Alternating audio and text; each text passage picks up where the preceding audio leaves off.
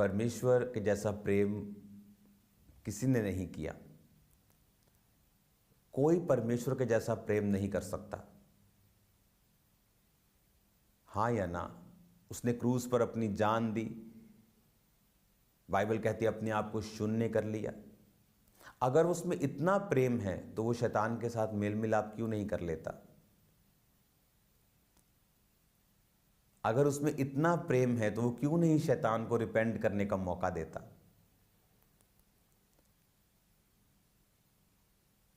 अगर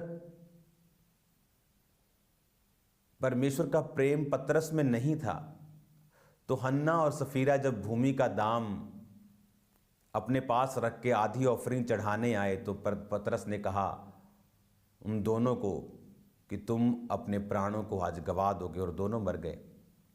उस समय परमेश्वर का प्रेम कहाँ था?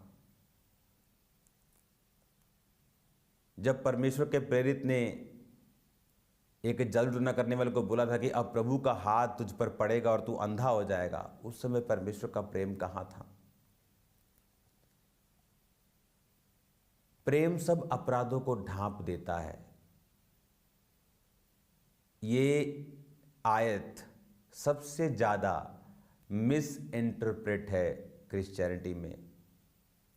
अगर इस कमरे में स्मेल हो तो दो तरीके से दूर की जा सकती है। एक, इसमें रूम फ्रेशनर मार के, तो उससे वो गंदगी खत्म नहीं हुई, रूम फ्रेशनर ने उसे ओवर पावर कर दिया है, पर गंदगी फिनिश नहीं हुई, वो हवा अभी भी अंदर है। और दूसरा है, मैं एग्जॉस्ट फैन ऑन कर दूं और सारी गंदी हवा को बाहर निकाल दूं। जीसस ने कहा पाप करने वालों को सबके सामने समझा ताकि दूसरे लोग डरें, क्योंकि प्रेम सब अपराधों को ढांप देता है।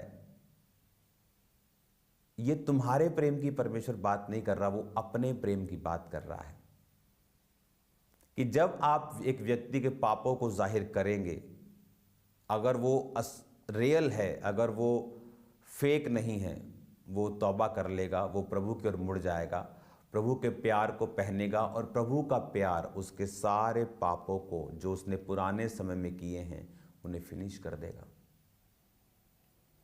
आज लोग बाइबल पकड़ के प्रीच तो कर लेते हैं, लेकिन उन्हें पूरा एक्यूरेट मीनिंग नहीं मालूम होता कि इसका एक्यूरेट वर्ड कहां से निकला है, कब बोला गया, क्यों बोला गया, किनको बोला गया। अगर आप पौलुस की पत्रियां पढ़ते हैं तो पहले देखो वो किनको लिखी गई हैं। अगर आप प्रकाशित वाक्य पढ़ते हैं तो देखो वो किनको बोला गया है। अगर आप जीसस क्राइस्ट को पढ़ते हैं तो आप देखो वो कब उन चीजों को बोला गया है। हालेलुया। प्रेम सब अपराधों को ढांप देता है। इसका मतलब यह नहीं है कि आप गंदगी को एक चद्दर से ढांप दें और गंदगी और सड़ जाए,